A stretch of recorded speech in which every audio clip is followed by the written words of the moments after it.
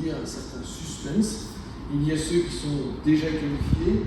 Je rappelle qu'il y avait 33 candidats qui avaient acquis leur qualification à l'issue de la Transat CIC. Il y en a 9 qui viennent d'acquérir leur qualification.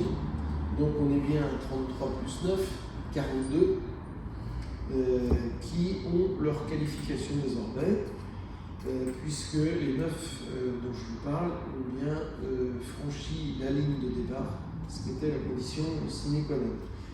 Donc sur ces 42, je ne les cite pas à nouveau. Je vous rappelle qu'il y en avait 44 au départ. Il y en a 2 qui ne peuvent plus être qualifiés. Je vais parler de Fritschard et Nicolas Troussel.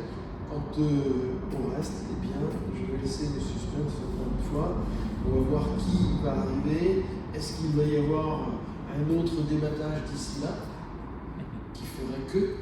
Est-ce qu'il peut y avoir un incident et une surprise? C'est pour ça que je ne me permettrai pas de faire de projections à l'heure où on se parle. Je me prononcerai exclusivement, même pas mardi soir à 19h, parce qu'il pourrait y avoir aussi d'autres surprises entre l'arrivée de ces jours et le 2 juillet, si l'un ou l'autre a un problème de sponsor ou de disqualification par exemple.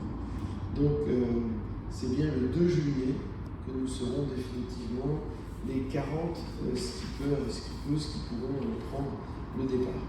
Voilà ce que je voulais dire. C'est une course en tous les cas qui continue à faire parler d'elle, parce qu'on a ces surprises heure par heure. Dans un océan qui nous a réservé, je veux dire, des surprises météo